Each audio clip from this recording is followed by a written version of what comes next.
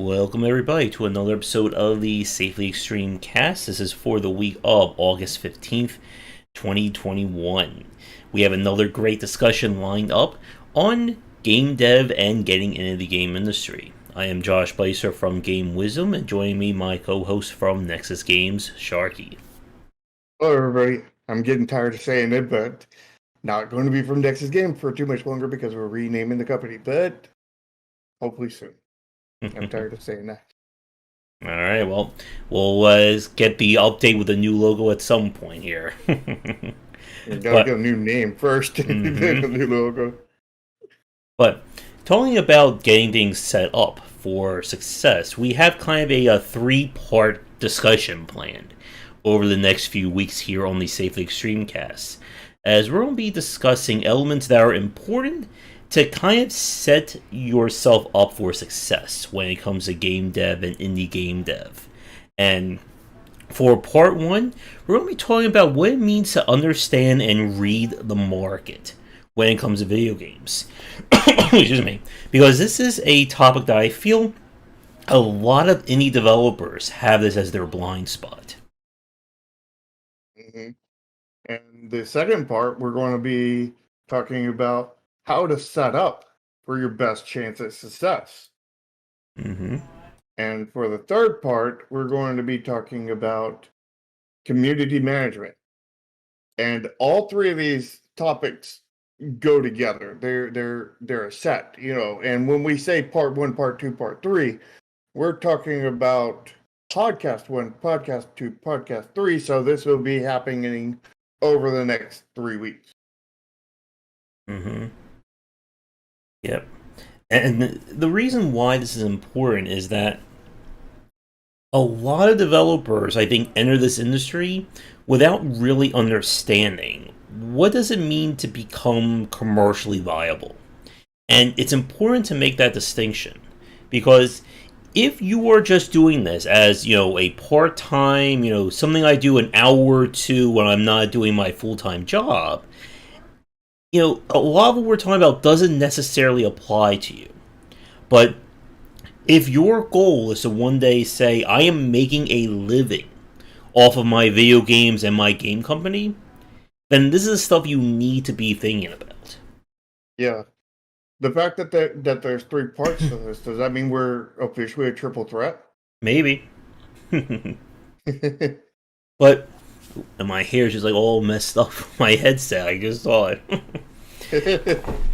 But while I try and mess with my headset after I'm done saying this, one of the problems I think indie developers tend to have is this idea that if I just sit around and make video games all day, one day I'll get, picked up by, a big famous YouTuber, or my game will become famous and, I can retire off all my games.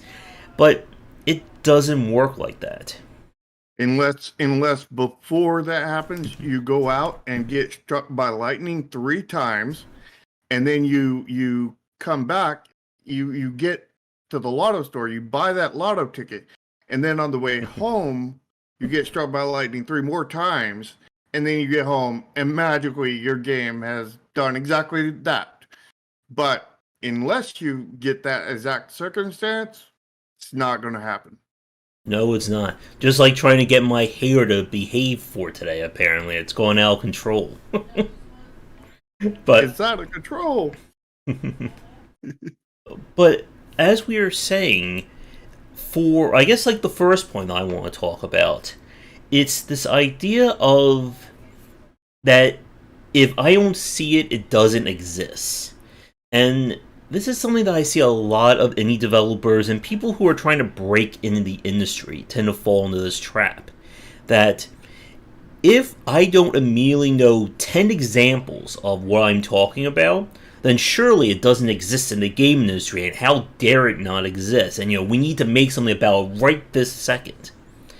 And kind of... Yeah, what about those people that, say that, and they haven't played 10 games? Mm-hmm. So, or of course, they don't know any 10 examples of, I don't know, a game where you jump around on plates and that form underneath you, and you plate form from that stuff to stuff. It's a brand new genre. Nobody's ever done a platformer before. Yeah. Clearly And not Nintendo or Sega or anybody else. or that their only experience to, video games is playing Call of Duty or Fortnite every day. So surely, the whole industry is just Call of Duty and Fortnite, right?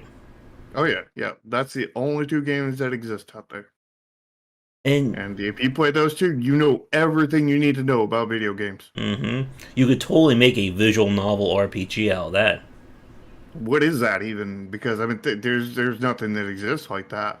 A game where you It's just read those two words on games. screen. There's never been anything like Oh, that. that's like Call of Duty.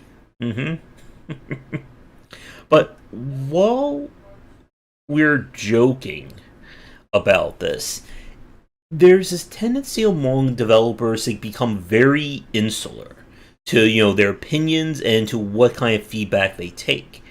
And if you get feedback that doesn't come from something that you already expect or from people that are all your best friends, they tend to completely disregard this. And one of the things that popped up over the last few months that kind of raised a big red flag in my mind was the whole wholesome games kind of craze that happened. I think this was like in June, maybe a little bit earlier than that. When all of a sudden a lot of indie developers just couldn't stop talking about why aren't there any wholesome games? Why is all video games about shooting people? Once again, every video game is either Call of Duty or Fortnite. Yeah, I mean, clearly every visual novel you shoot people in. You shoot words at them. Yeah, Incidentally, I think there is a game where you shoot words at people, or that was a weapon in yeah. Enter the Gungeon. That was also the that typing game where you killed zombies. Typing of the Dead, yeah. Yeah, Typing of the Dead. Yeah. And the issue. But what's a story game?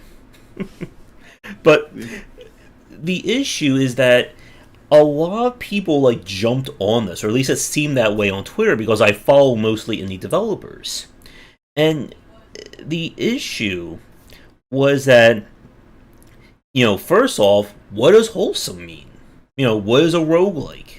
What is a Josh Also like? means that it's whole and some at the same time. Is that safely extreme? Yeah, it's more like extremely stupid, but I mean, are they just trying to make safely extreme games? Maybe we should charge them for royalty or for using our name here. maybe. Yeah. But one, nobody could really give a solid answer to it. And two, it caused a lot of, or at least what it seemed like, a lot of developers just to like immediately like jump on this bandwagon of we gotta make a wholesome game, we gotta make it right this minute. And the problem is that one, there are games that exist that don't involve killing or hardcore violence in any way, and two, it doesn't really answer the question of what do consumers want. I mean, you can say all day long, I just want to make a game around X, and there's nothing stopping you. But if you're trying to take that to a market that wants Y, well, don't be confused why nobody's buying your game. Well, let's talk about some basic business concepts. People buy stuff in the market, because they either need it or want it, kind of thing. And if they go to Walmart and they need a toilet plunger, they're going to buy a toilet plunger. If the price is right and the quality is right, and if they want a donut, again, same kind of principles apply if the price is right and all that stuff. But if they don't want a thing, if they don't want this weird clothes hanger that can hang 5,000 different pieces of garment on it, but because they either already have clothes hangers, they think it's retarded, or anything else, they're not going to buy it. And when you make a game, you're making a product. So you have, if people do not want it, then it's not going to sell. And, I mean, people in general, a lot of times want games, but they don't want the same exact thing they've already had. Hmm. They also do not want, a lot of this weird stuff that is way off path kind of thing. And And they don't want anything low quality. I wanted to clarify your second point there about weird stuff because you can do experimental concepts as an indie developer. That's one of the advantages indie dev have compared to AAA. But it still needs to come from a foundation. It will be like saying, I'm going to build a car, but I'm going to experiment by putting the steering wheel on the roof, the brake pads on the windows, airbags, under my tires, and it will be the best-selling car. Yeah, that's exactly what I was talking about not working, Mm-hmm. Like you can experiment, but you have to, you can't experiment in a broad range of putting the steering wheel on the on the where you built the driving wheel, because that's just not going to functionally work. You have to, you know, leave many conventions the same. You You need don't that want to foundation. break what's not broken, but you can change stuff in a way that doesn't break things. And there's plenty of that. I mean, there's cars where you drive on the right hand side. There's cars where you drive on the left hand side. There's even cars where you drive in the center. There's even cars where you drive in the back seat. Mm-hmm. But and there's cars that drive on their own. There's many different aspects to that. But at no point of those is there a car that's being sold where you drive from the trunk. I know Mm-hmm. there was a car that was actually that you could drive it from the trunk, but that was just a modified thing that nobody in 10 million years is going to buy. Dude, But you don't want to do that, and you're definitely not going to drive from outside the car on the concrete, on the actual wheel. there's actually a car that was invented that it turned into a boat that they were playing around with, I think, like 20, 30 years ago. Oh yeah, yeah. What, There's plenty of those. I mean, mhm. those are pretty common. I mean, What in about the like, end, it's not too different from a normal car. yeah. Can we get a car that turns into like a giant mech, and then we can have like mech fights on the road? When can we get to that? It's called Transformers, Yeah, but and that's it's never already existed happened. before. Michael Bay made it happen, and everything exploded in Michael Mhm. Bay explosions. But like to bring this into a video game analogy, it would be like making a platformer where jump is tied to start, and every time you hit the start button, your character like jumps like a completely random direction that you didn't even intend to do. And the problem, I think, for a lot of developers is the question that Kin posted. You get an idea and think, how many people want that? And this is like kind of like mistake number one, that they'll take an idea to their 5 friends or to a very insular community and go, is this idea worth it? And everyone who's friends saying yes, do it, and then you ignore anyone outside of that. And Yeah. the problem, and this is something I think a lot of developers need to understand, when it comes to game design tips and the actual production, it's great to talk to other developers about that. When it comes to actually kind of getting started, or the marketing and that kind of work, oftentimes developers are the worst people to ask for advice on, because a lot of times they don't know it. Well, I would say it depends, because like I've been to certain dev communities where people are 100% ignorant to it. Mm-hmm. They're like, just make a game, it'll be fine. Mm-hmm. And I've been to other communities where they're like, yeah, you need to be very careful about that. Mm-hmm. You need to, take these precautions and give similar advice to what we give, kind of thing. Yeah. Um. And it all depends on the community, because like certain communities are more talented in certain areas than others, kind of thing. And it all depends. But like that's why as a developer you need to not just involve yourself in one game dev community but Mm-hmm. multiple, as well as talking to your normal everyday consumers, and Yep. you also need to have a Discord of your own and be in your community asking people what they think there. You need to be asking people what they think everywhere you can possibly do that is not hard marketing, aka not Facebook, not Twitter.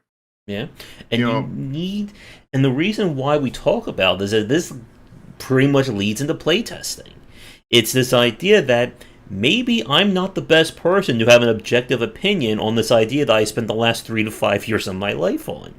oh, definitely not. I mean, like I, worked on, our last game, the old word of the day, Chromasia, for 3 years, and I was, by the end of it, I was blind to most aspects of the game. I didn't even know what the selling points were, Mm-hmm. and like I was completely detached from reality to a certain point of it, but I still managed to make a solid game, but completely screwed up so many parts of it, including the stuff that makes it commercially viable, and the game failed. But and I was getting plenty of opinions from a lot of people, but I wasn't getting enough from the right people, and stuff Yep. went sideways. And the thing was, you have to kind of build up people. You have to get feedback wherever you can, and and it's hard. It's really really hard. But like over time, even if you fail your first game, you can keep on expanding your area, keep on expanding your knowledge base as well, and and get more feedback in future games, kind of thing. And you will, through taking more feedback, if you're good at handling feedback, your games will get progressively better and better Mm-hmm. If and you're progressively not, more successful. but if you're not, then you will still have people who will play your games, but the overall reach of you and your games is going to decline. And Hmm. we see this when like a game goes from, first game gets, let's say, 20,000 reviews. Then the second game may only get 10,000 reviews. And the problem is that if you're only catering to a very small group or not understanding what people expect out of the games that they buy, well, you can't really, make a game that's going to be market friendly.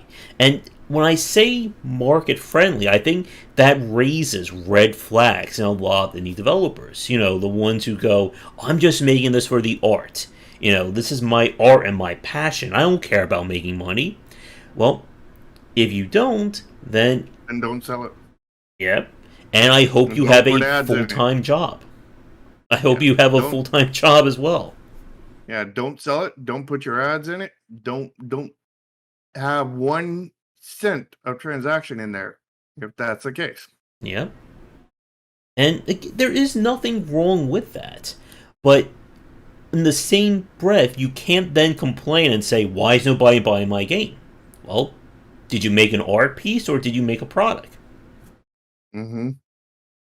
And, like, as a really. There's plenty of art paintings that were never sold, Oh, never yes. made any money. I mean, Mm-hmm. like everyone on your mom's refrigerator is a perfect example of it. Yeah, I could show you all the art that I made, and then when your eyes readjust from being blinded by the horribleness, you can talk about it. Yeah, we need an art stream from you. Mm-hmm. Just blind everybody on the stream. Yeah.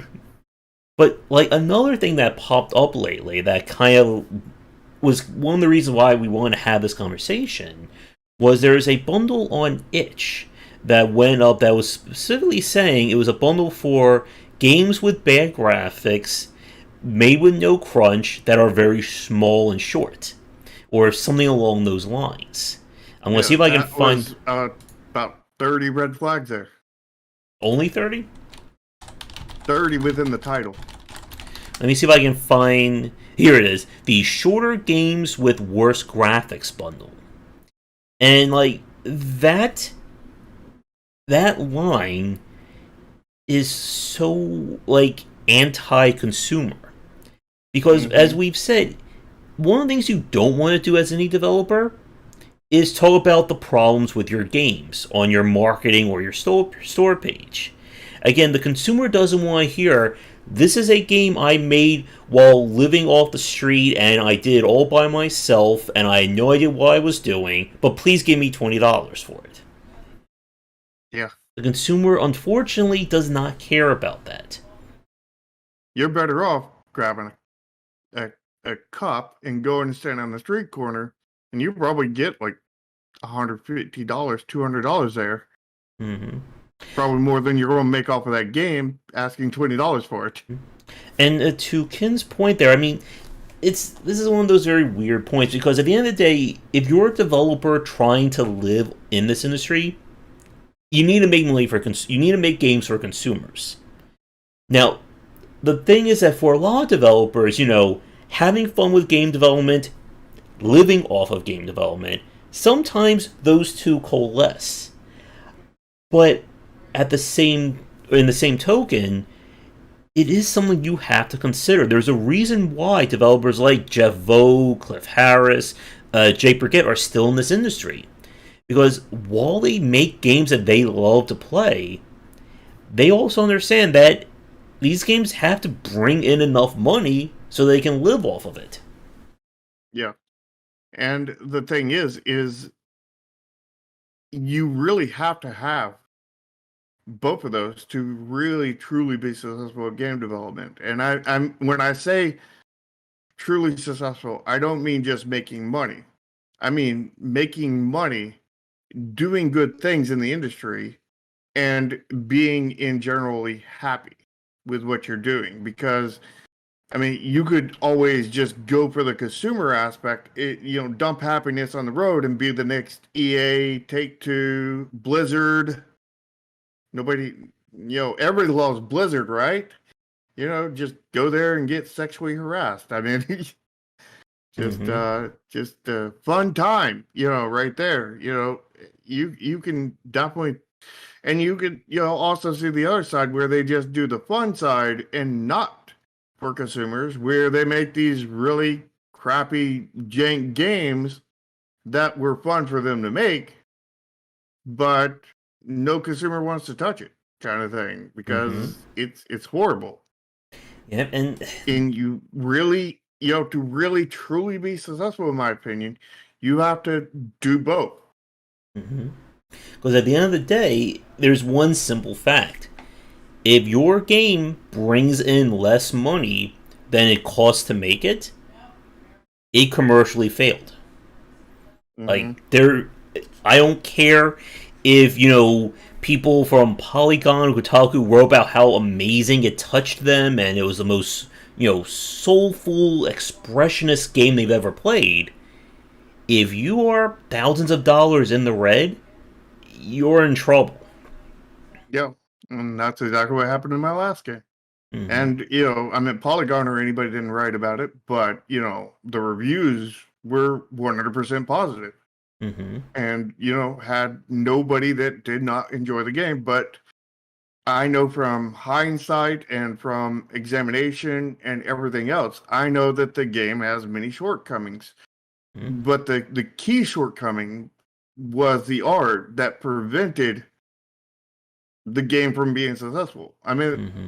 even if we had the art on point, it would be debatable too if it would be successful. It probably would have, but it wouldn't have been as successful as it could have Mm-hmm. been. And I want to kind of build off of what you just said there. Because this is another thing about what it means to read the market. because you need to understand what you did right, what you did wrong, and where you can improve with all your games. And for a lot of indie developers, especially those who do get some level of success, I think they ignore points 2 and 3. That okay, my first game sold well, it must have been perfect, or I didn't make any problems with it. Look at how much we earned. But That would be if they got success on their first game. mhm, Which, when you get success on your first game, you pretty much fell on every game after that mhm, because you, like you said, you miss a couple points there. mhm. Where those who fell on their first game are able to maybe possibly get all 3 points. And getting all 3 points is what leads to success. Yep, It won't take you all the way to it, but it's what leads you there. it's going. It puts you on the highway, and then there's 500 different ways you can get to a particular city, and there's like 5,000 different ways you can get lost. But Yeah, it puts you on the highway so you can possibly get there. yeah, and a lot of what we talk about is focus on mitigating that risk. Because there is no such thing as the 100% guaranteed successful game. Unless, of course, you're Nintendo. Yep. Again, just be Nintendo and make Call of Duty and you'll be successful. Yep. But Nintendo of Duty. there you go. But for a lot of developers, you have to be able to understand that you probably messed up at some point during your development, whether by, on purpose or just because you didn't know any better at that time. One of the, excuse me, one of the most common things I hear from first time or kind of developers just starting out is that if they could remake their last game using what they know now, they could probably do it in half the time because a lot of that is just building up that knowledge. And if you can improve, the point is you want to always be improving with your games. And I feel for a lot of developers who don't understand the market or just kind of stick to one thing and not try to improve, they're just kind of spinning their wheels in the sand there. And that is not going to lead to that success. Or it's going to make it that much harder to have that winning game. Yeah. And well, what Kinzen, I want to bring up what Kinzen said, even though it's a different topic about, game success after investors have so much no's and has the opposite Hmm? effect and everything. And, also what Board said about, gaming investors of gaming companies need to be gamers. The thing is, that's pretty much not going to happen. Yeah. Not I mean, Not eventually in our when generation. everybody's a gamer, yeah, but the fact is, even then they're not the same kind of gamer, so like it's never going to be one for one. You might as well consider that it's never going to happen. But here's the thing is that investors invest to make money. It investor investing is all about greed, in other words. So when you have investors that are all about greed, and that's all investing is essentially, is that you're going to be skewed towards greed in a game, and that's going to follow through and come out in the game. That's the reason why indies are much loved because in most cases indies don't have investors unless it's like a Kickstarter campaign or something along that lines, which is a very different kind of investment. You know, kind of not an investor at the same point, but technically is. It doesn't have the greed side of it for the most part. And but indies are much well loved most of the time because the fact is usually the the well, pretty much all the time, the person who's designing the game, the person who has the owns the company, has the will to make that game the best game they can. and they're going to be limited by budget and all kinds of other stuff, but they're not going to compromise their vision in any way they don't absolutely have to, rather than being forced to by investors and everything. So like that's what makes indie, because Mm-hmm. you're independent from ties that, restrict your game, you know, directly overhead, people. I mean, you're still bound by restrictions, tons of restrictions, because making an indie game Mm-hmm. is not easy. Yeah. But like you're not, you don't have people over you. Yeah. And You don't have investors. to as another like quick aside to Kim's point about why game series become bad over time, there's one of the things that's very interesting about indie development, sorry, that most indies don't do established sequels. Like they're not making, Legend of Zelda 1 to 8. And one of the reasons why we see that is that most indie developers kind of put everything they want into that first game.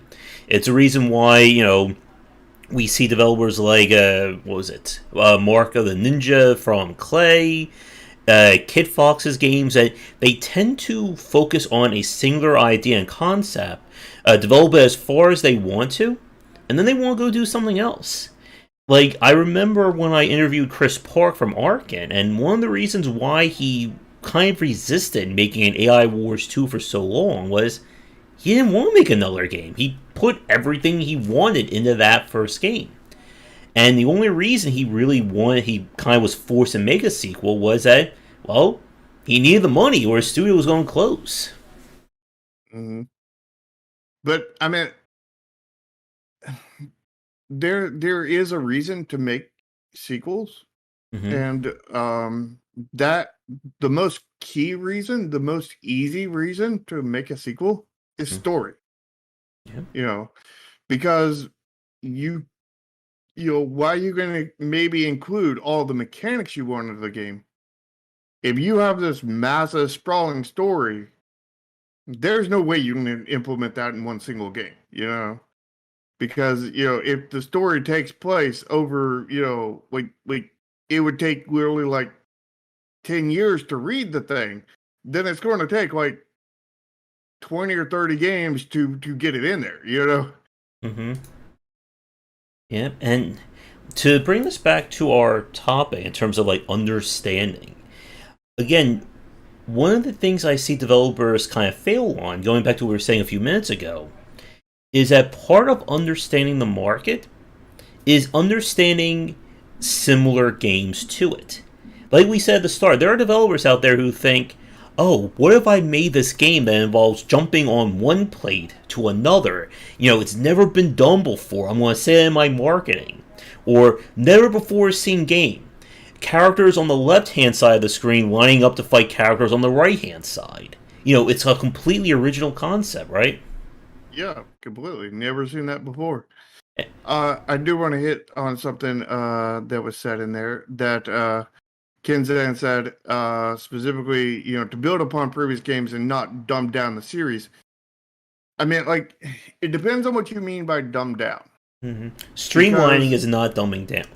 yeah, streamlining, making UI, UX better is not dumbing down a game. It's making it easier to play, easier to learn, but it's not dumbing it down, Mm-hmm. and you want to yeah, a lot of people think the Thank you, streamlining board is fan. dumbing down, and it is totally not. Streamlining is making the game better, Mm-hmm. Well, but you don't want to mess up the game. You don't want to make the game worse. You want to make the game better. Streamlining makes the game better. Taking out content, unless it was specifically causing issues, is bad. You know, And mm-hmm. I mean, there's plenty of examples in that where like live services or even non-live services like card games, for example, have a ban list because that content breaks the game. Mm-hmm. Or And you know and taking that stuff out can make the game better by taking out the game breaking stuff, and you technically lose some stuff out of there. But if you're losing stuff like that, you have to add stuff. I mean, you're going to have to add stuff anyway in a sequel, because if it's even if you added everything you wanted mechanically to the first one, you need to have, if you're going to do a sequel, you need to have stuff you want to add mechanically to the second. And It doesn't have to be like game changing, but like there has to be something new. yeah, and another point about sequels, I think we may be getting a little bit off topic here, is that typically when it comes to sequels, this is your chance to kind of really go big with your idea. The first game is often the test bed. It is the proof of concept that we can make a game around X, Y, and Z. We may not include everything we want in it, we just want to make sure that this actually works and is commercially viable. And this is often why we see those big jumps in quality, going from, let's say, Dead Space to Dead Space 2, Assassin's Creed 1 to Assassin's Creed 2, Mario, Zelda, you name it. And you need to have that first game, it's kind of like the boat needs to be able to float on water before you then say, let's build a commercial, luxury cruise liner. Yeah. And the first Assassin's Creed was good. The second one was great. Yeah, definitely. And the three following that were amazing. Mm-hmm. The one following that. Now where are we? not good. The one following after that one, good. Everyone following after that one, train wrecks. But being able to understand what people expect out of a genre, this is again, I think, where a lot of indie developers and people like coming in from the outside tend to struggle with. Because let's go back to a platformer, for instance, because this is something that I talked about in my second book. That a lot of people think a platformer is just, I'm going to run from one side of the screen to the other, hit the button, character jumps up, and it's going to be the best-selling game, or it's going to be a really amazing game. But just being able to make that act of jumping feel good in the player's hands, feel like something they want to do for the next 10,000, 30,000 button presses, that is hard. There is a lot that goes into good platforming design, just as there's a lot that goes into good first-person shooting and RPGs and horror, or, as a brief spoiler, my fifth book, free-to-play games. And if you completely tune out any other games, thank you, Akinson, exactly. If you tune out everything else that's being made in this space, you are not going to have a successful game, because you're not going to understand not only what works in the genre, but what doesn't. When I just spoke with Paul Ritchie and Fred Ford, who are making Star Control, we talked about this. One of the reasons why you want to play bad games or games that didn't, become massive successes is this is how you learn what landmines to avoid.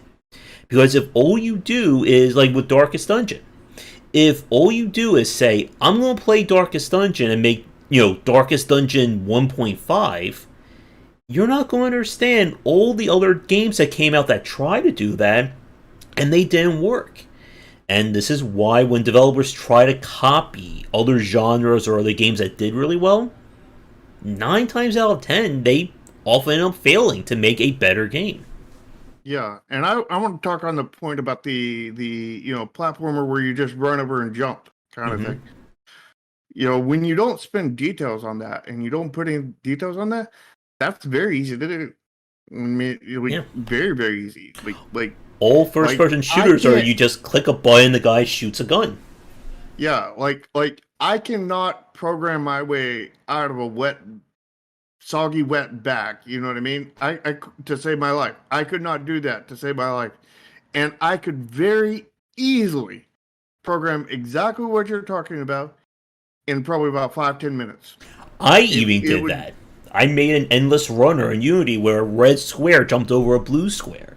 I mean, I could sell that on Steam for like $30, right? Oh yeah, absolutely. I mean, like that is like no effort at all. It's easy. Mm-hmm. There's nothing to it. If you want to make a horror game, just copy Five Nights at Freddy's. You're done. Yeah, I mean, like there are so many simple things that you can do in programming, and it'll get you a quote unquote game, but it won't be one worth playing. Yeah. Like I could spend 15 minutes and create a game, and I could spend another 15 minutes and create a quote unquote game. And the they're not going to be worth shit, but they will be technically functional as games. I mean, I could do Flappy Bird in about 10 minutes, and it would be the same quality, if not better, than the actual Flappy Bird. Mm-hmm. Because Flappy Bird didn't take long to program. And keep in mind that I am not a programmer. I am scared of programming. I will not touch programming. I hire a programmer for my team because I'm not competent in programming. And I could do this and better than a lot of these other people without even trying. Mm-hmm. And I'm completely illiterate, kind of thing when it comes to this kind of thing. It's like somebody who let's say has spoken German all their life. They've never heard another word from it. And then they watch one episode of something on TV and, they're better at speaking English than somebody who is selling their English speaking course on there. And the only thing they can do is, quote one word, aha, or something, and that's all they can do, but that aha is still better than what some people sell to teach you how to, learn English. And those kind of games that are like that are quote unquote not a game, Yeah, and I think Kinzen, there we go. We got our perfect game. We could totally finance Neon Tomb just off that one idea, I bet. Yeah. But for a lot of developers out there, if you're not understanding the greater market for a genre, you're never going to be able to make something that's going to interest people in that genre. You may get, hardcore fans and followers, but that's not the same as building something that's going to be able to compete in that space. If you remember when I spoke, honestly surprised that any of them get hardcore followers. Like I've seen some of those games and they got like 3 sales. It's like, how the hell did you pull that off? Yeah. How did you find 3 suckers that dumb to buy this crap? Like, if you remember when I spoke with developer Other Sharp from Vision Soft Reset, like Vision Soft Reset was not a commercially successful game. Let's rip that Band-Aid off right now. But from a mechanic standpoint, that game was like 9/10 like amazing. Like there were some issues with it I think came into a lack of funding and having to rush it. But the core gameplay was fantastic. And when I asked him on the interview about, did you work on other Metroidvanias before? He said no. Like, this is my very first game. But you know what he also said? He's been playing and studying Metroidvanias and platformers in preparation of building that game. So, again, even though it wasn't commercial... Research. Yeah. And being able to research and understand games is different than just playing them. And this is one of the things like we saw in the news, like something about like I think Dr. Disrespect is like pulling together all these gaming influencers to try and build video games.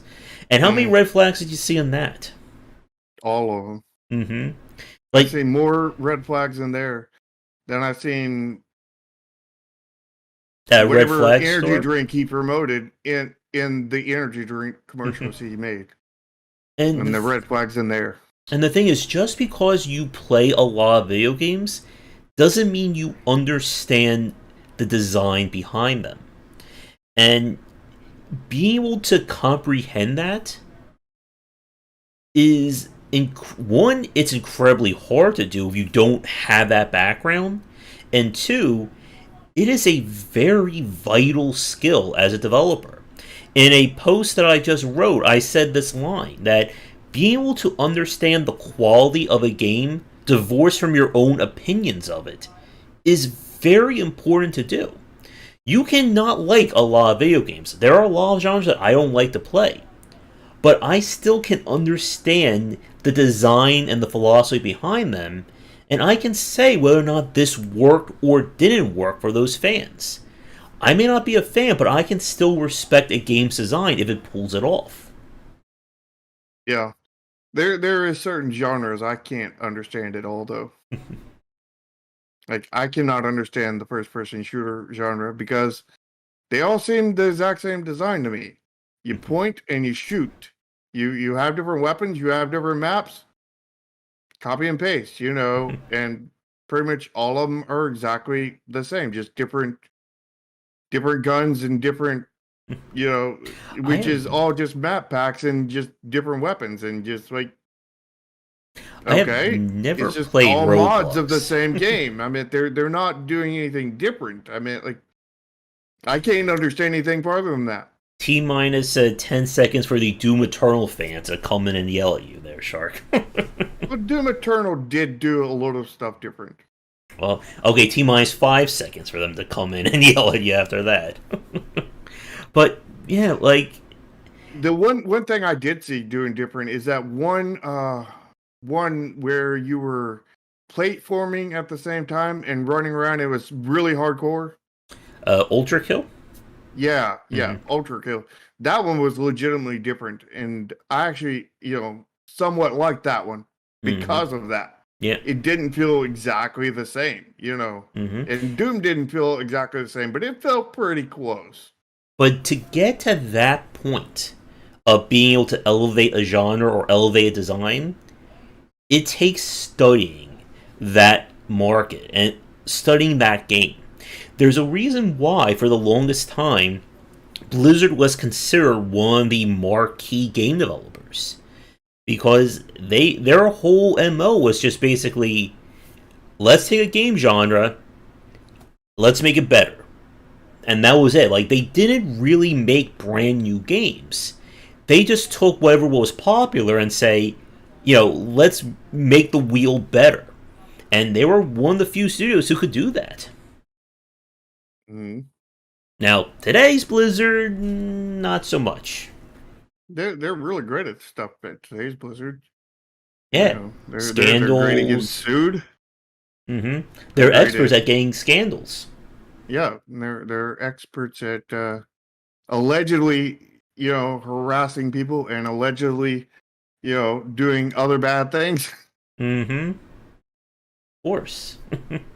And it has to be allegedly until they prove it in court. Mm-hmm. Oh, the need to play. But to bring this back again to, as we were saying about, understanding the market around video games, it is about having to comprehend why a game failed.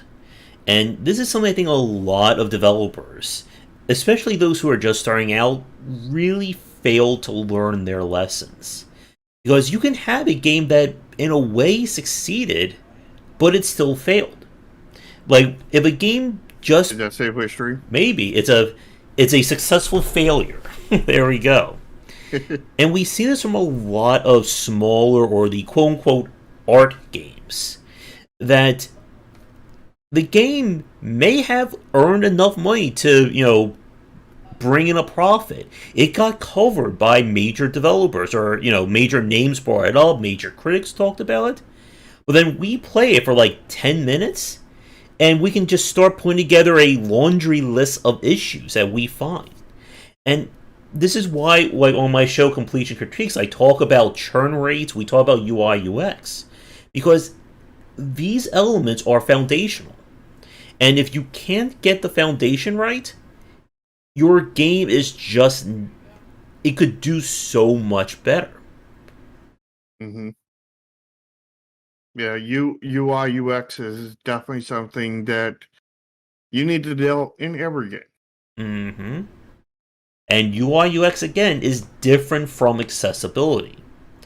Because a lot of people will argue, well, if we just have an assist mode, or we have 27 difficulty settings, then our game is perfectly balanced, right?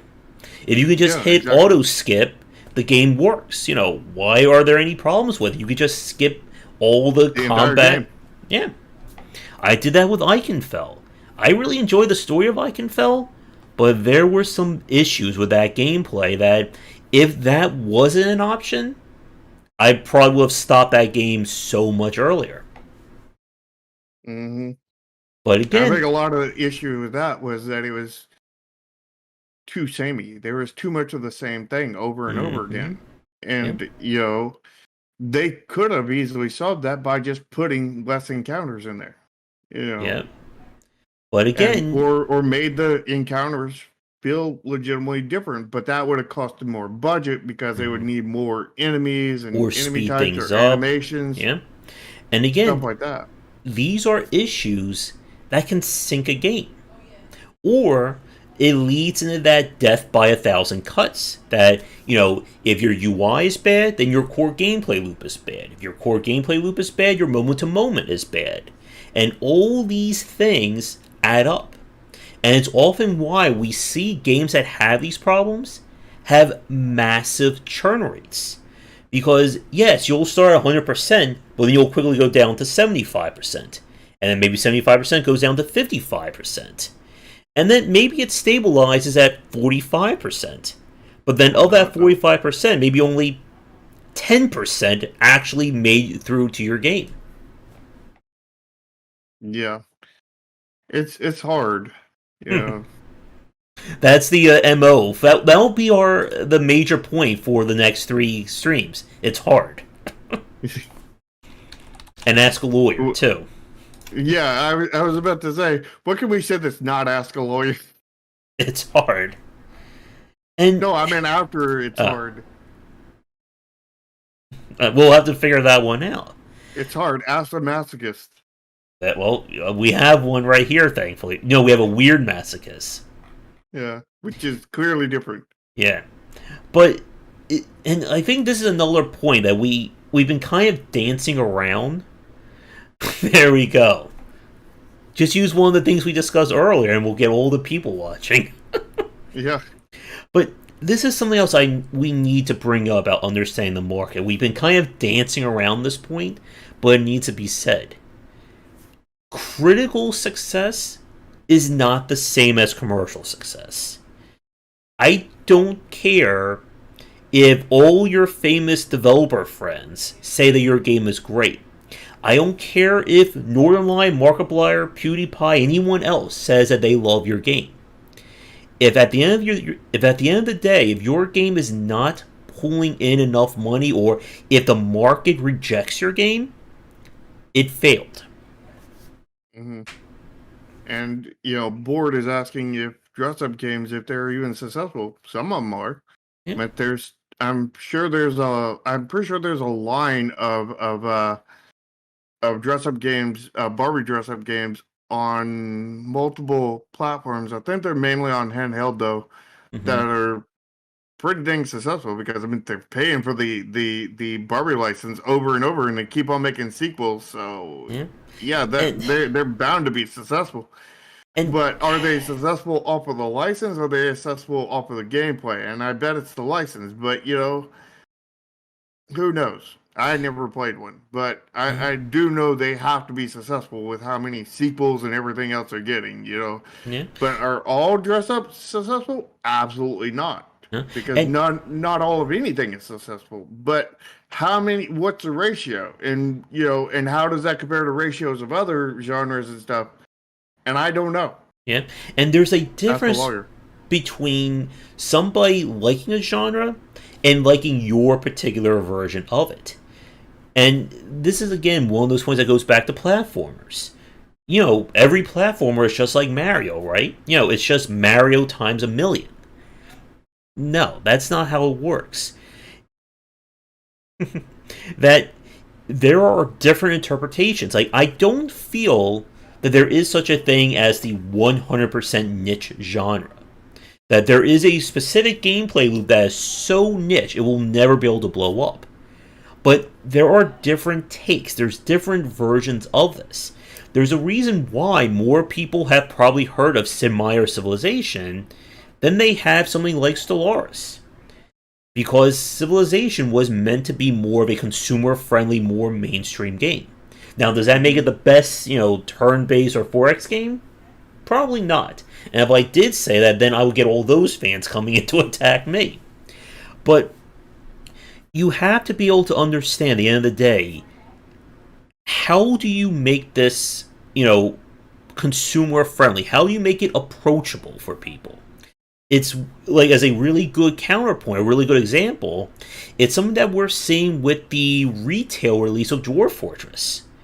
Dwarf Fortress is a game that is considered to be very successful. It's very popular. But it is such the exception to everything that we've spoken about over the last, where are we at? Over the last hour of playing or hour of talking.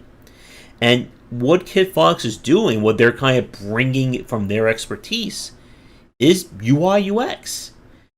And it's Hmm. something that a And lot art. of, yep, and it's something a lot of people who've been chasing Dwarf Fortress have failed on. Because they just said, let's just make Dwarf Fortress with better graphics. We don't care about the UI UX. Surely people will buy our slightly shinier version of Dwarf Fortress. And most often it didn't work like that. Nope. And they probably also did not nail the core gameplay. Mm-hmm. So it was a worse game with better graphics and the same bad UX, UI. Yeah.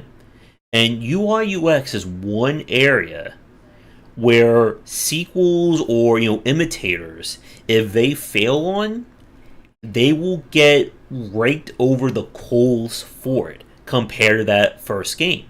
And it's something that we've said before. The first game that blows up can really much avoid or does not get caught in a lot of the criticisms or complaints of that genre because they're the first one to do it or the first one that everyone hears about to do it.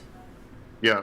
But Fortnite is one of those exceptions. But they are the exception because they did everything PUBG did, but Oh, better. yep. And by better by a large margin kind of thing.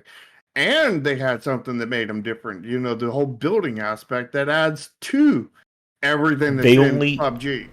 they not only did it bigger, they did it better, and they did it differently. Hmm. And that is pretty much textbook example of how you beat the king at their own game of a genre. And it's Hmm. why, like, as another, bringing this back to platformers, it's why nobody has managed to beat Mario. Because everyone has either done Mario but worse, or Mario but just like the same exact thing. Nobody Hmm. has done Mario but better. Other than Nintendo kind of like upping their own game with each new Mario title. Yeah. But a few people have done Mario but different. Yeah. Sonic, Banjo and Kazooie. But they still didn't do it above and beyond what Nintendo has done. Yeah. And again, it's why the platformer genre really just shrunk down. Like, I'm really looking forward to a few of the indie platformers that we've played, but I also know that at the end of the day, they are not going to be taking the crown away from Nintendo. They just have to be Nintendo. Yeah, and then make Call of Duty. Hmm. And yet, like, Fortnite, like, I'm not a fan of that style, like that very like unreal sheen that a lot of developers kind of use for their games. But when you compare that to a screenshot of PUBG, The asset it's flips, because it yeah, is an asset flip. In yeah, the end, PUBG is an asset flip. yeah. Again, this is why aesthetics will always triumph over just graphical polish, or I'm sorry, just graphical art. Especially when it's assets that Yep. are mismatched. Oh yes.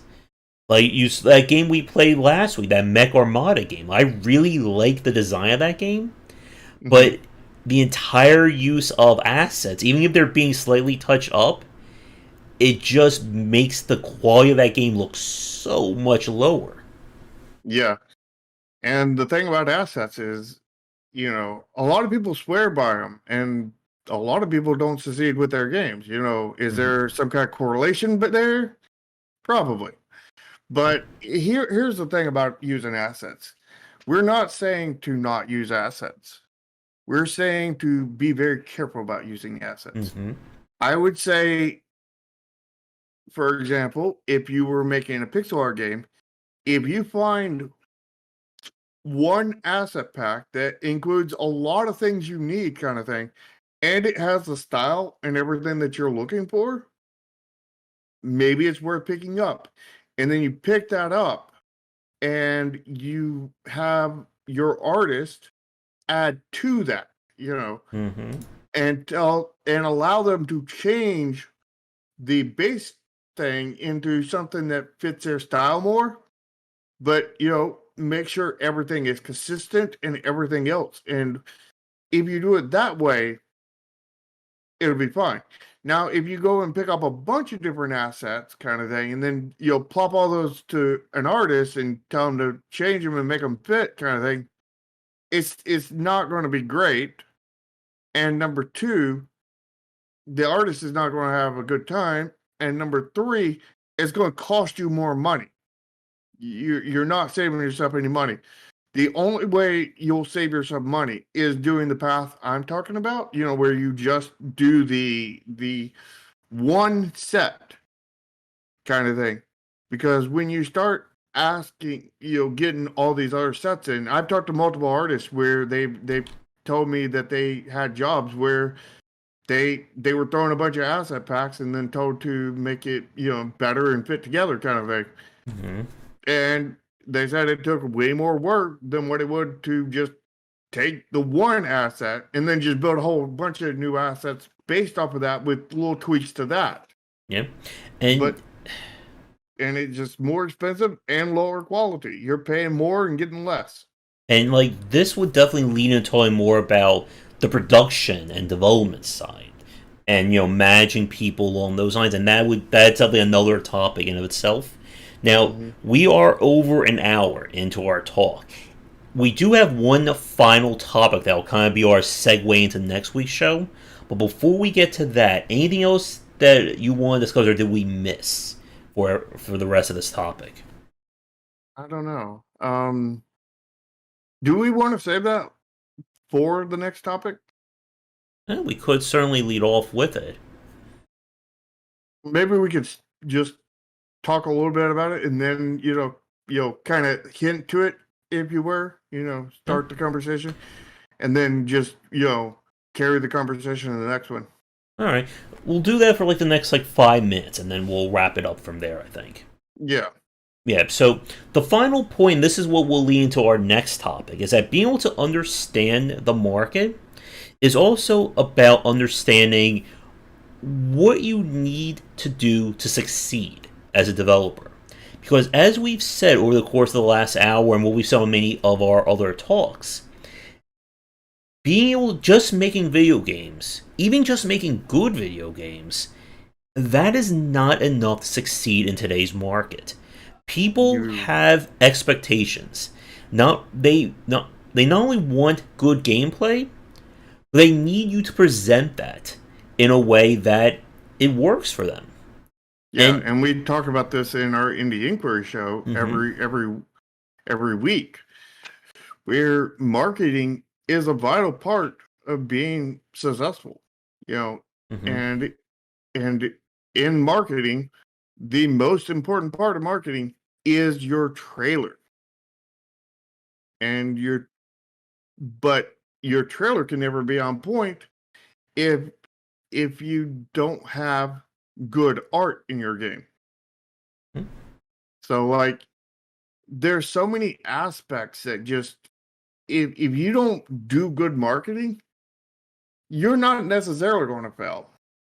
But you're not necessarily going to die if you take a 1,000-chamber gun and put 999 bullets in it and pull the trigger. I mean, you could get that one chamber that is empty and live. Yeah. You're not necessarily going to die, but the odds are you're pretty much guaranteed to die. Yeah. And like we've said, there is nothing that is 100% guaranteed about this. But if you do, another thing we say from our show each week, that typically the games that do well They start by doing something really great. They have a really great core gameplay loop. Then they take that and they build a really great aesthetic around it. And they use that to make a really great trailer, which then leads to a really great store page, which leads to And really more, great music in the yeah, game. which leads to people being interested in this game, which leads to them talking about it, which then leads to YouTubers and streamers covering it. And it's why when we talk about understanding the market and doing everything about this, this isn't about going from, day one, 0 sales, day two, 500 million sales. It is about a basically consistently doing the right thing that builds that snowball effect. And when you can start, once you have that momentum going, it's why a lot of the games that do well continue to do well. The rich getting richer kind of adage. Yeah. And there's one key aspect to that everybody, almost everybody overlooks. When you talk about the small indie scene. Mm-hmm. As a matter of fact, they encourage to make that mistake, and that's solo development. Because Mm-hmm. when you look at these games, they're really great at art, really great at get core gameplay, like really good at the story and writing, really good at marketing, really good at all of this other stuff, kind of thing. And the thing is no one person is talented in all that stuff that we know of in game development. There's one person that's close, and that's Mr. Concerned Ape over there with Stardew Valley, but he didn't market the game. He was not good at that. He went to a publisher and had a team of marketers working for him to market the hell out of Stardew Valley. So not even him, as far as I know, the most omni-talented game developer ever was able to actually truly solo develop the thing. And buying assets does not make you solo, because if you're buying assets, somebody worked on those assets, meaning that somebody else worked on your game, meaning that if somebody worked on your game, you're not solo, unless your name's Han Solo. But that's a different kind of solo. But Yep. like we need to kind of break this,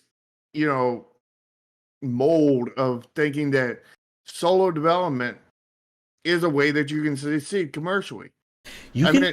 You can still succeed, but again, 99 bullets, 99, 999 bullets in a 1,000 chamber gun, you might get lucky, but you're probably not. Yeah, and again, you can be a solo designer. You can be the one person who built the whole gameplay loop, you built all the systems together, but solo designer is not the same as solo developer. Mm-hmm. And you could be solo programmer, solo artist, solo a lot of things. And many people are. There are many successful studios that have a solo in one role. I mean, like, I'm solo in a lot of roles on the Continuum kind of thing. But that does not make me solo, because like I'm not solo programmer, I'm not solo artist, I'm not solo musician, and who knows what else I'm not solo of. We'll have to see what else is going on. But like, I'm not having a massive team, like so far there's been 3 of us in total. Well, technically 4 of us in total that's worked on this game. But 2 are not still on right now. It's just 2 of us that are currently active.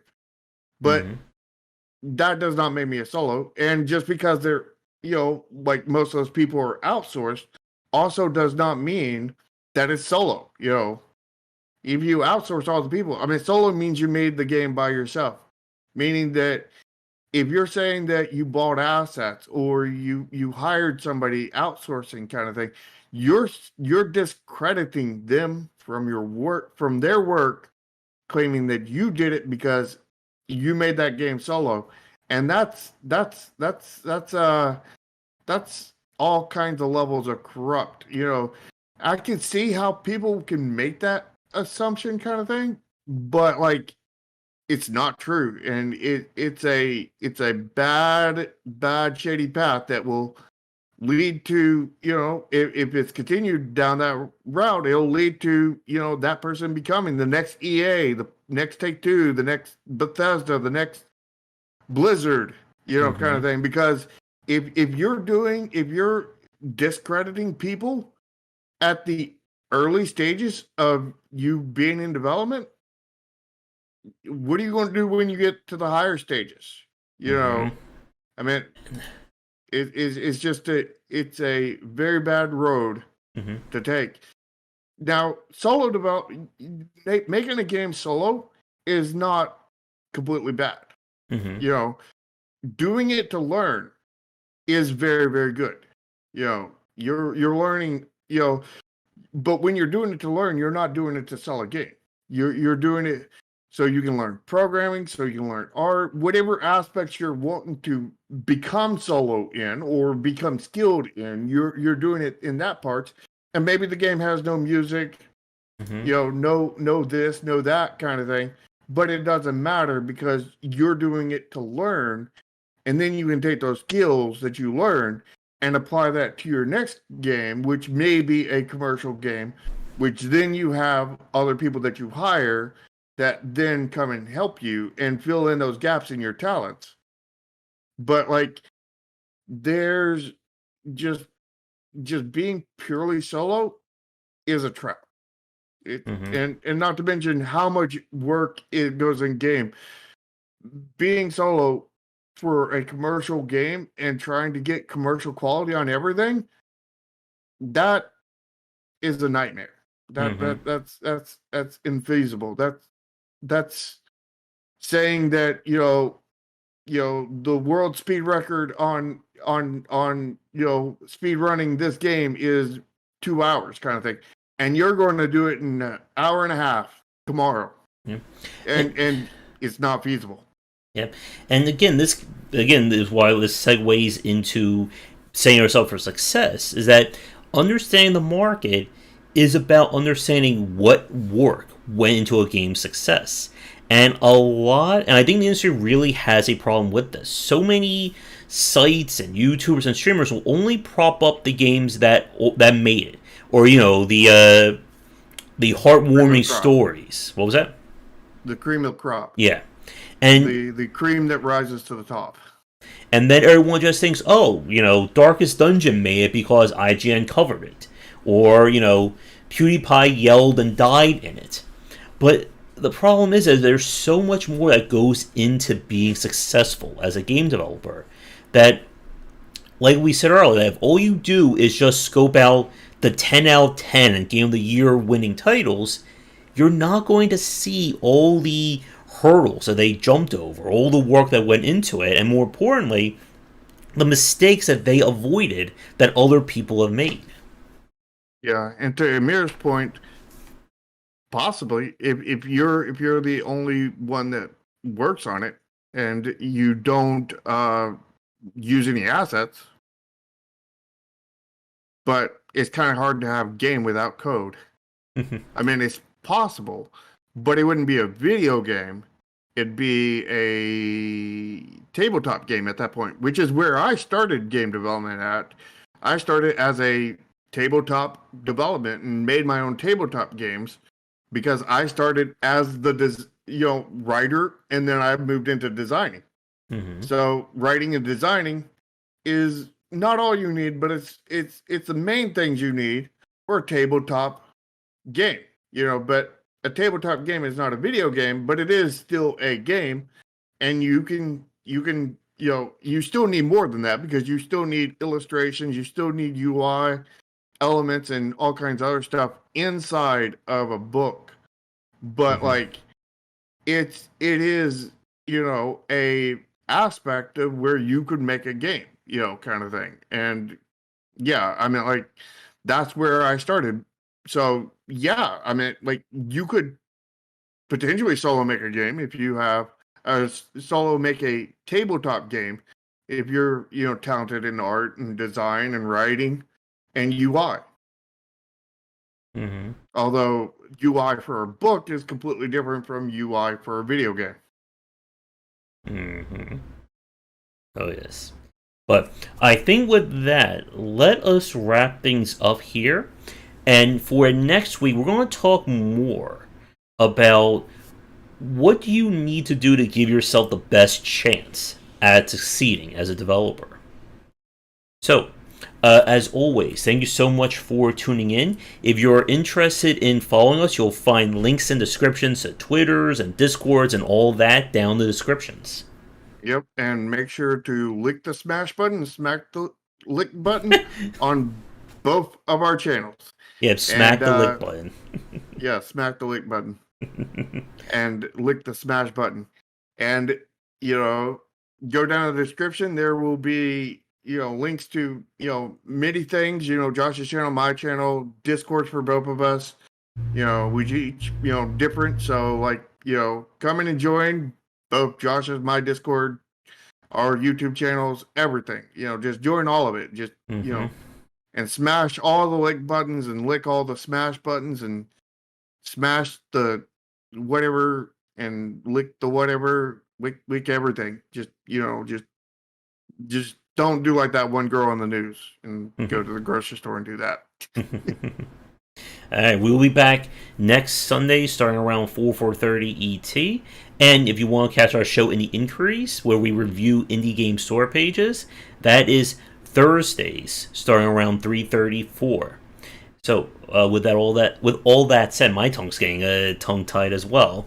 Come back for all the licking. Yeah, come back for daily discussions on game design here and on game wisdom, where some of the art and science of games.